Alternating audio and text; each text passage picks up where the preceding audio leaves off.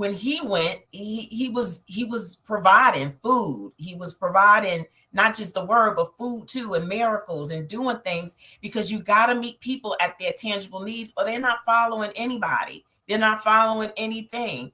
And so what happens is, the reason we need our needs met is because when people go into survival mode is a very selfish state. It's all about, how do I make sure I get another day? And so what does that mean? That means that if I have to take your life to do it, I will. So when we go into survival mode because our needs aren't met, that's a very selfish and also dangerous place for people to be. So we have to meet people's needs. And Jesus is the model. He is the role model for meeting people's needs first. Miss Black Hollywood, how do you feel about that? What's your take on it? I just think it's really interesting. I think Black people have been taught a lot about, we've always survived, right? We've had to survive. Survival has been the name of our game. And I hate to keep going back to slavery, but slave masters, you literally used to tell the pastors to preach, it'll be greater later. It'll be greater later. It'll be greater later. Just, you might struggle on earth, but when you go to that place in the sky, everything is going to be better. And I think it's really trained us to endure.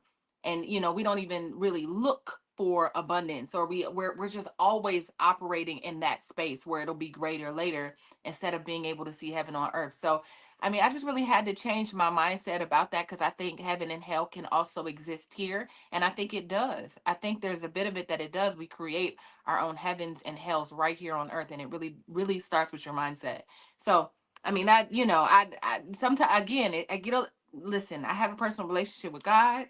Y'all know I sing at the choir. Like, I go to church every Sunday. I don't miss it. But I also would be remiss if I just didn't ask questions. I think that's another thing that we're taught in church, that you can't ask questions. You can't be like, well, why is that? Who taught us that?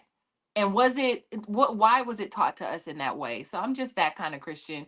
But, I do believe that, God is my source and all the things. But I definitely also ask questions. Yeah, as for me, like, I know you mentioned that you spent a couple of years in college where you were exploring different religions and different walks. Like, I've been, I was Muslim for a decade. I have been Christian. I left Christianity and I came back to Christianity. I've embraced the Yoruba spiritual path. And one thing is interesting after exploring all these different faith walks, like in the Yoruba religion, when we pray, we have directly things where we ask for money, not like, oh, hey, I might this and this. No, it's point blank. Bless me with wealth, bless me with riches.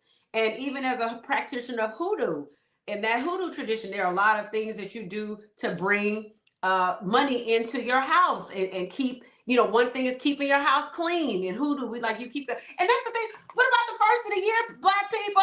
You've had the pinto beans and your greens, and you eat that for your New Year's dinner so you can have prosperity throughout the year. And no, ma'am, it's black eyed peas. Get it right now. Oh, excuse me. Yes, get it right. Get it right. Because that's how widespread and ingrained it is in our culture. You have that black eyed peas.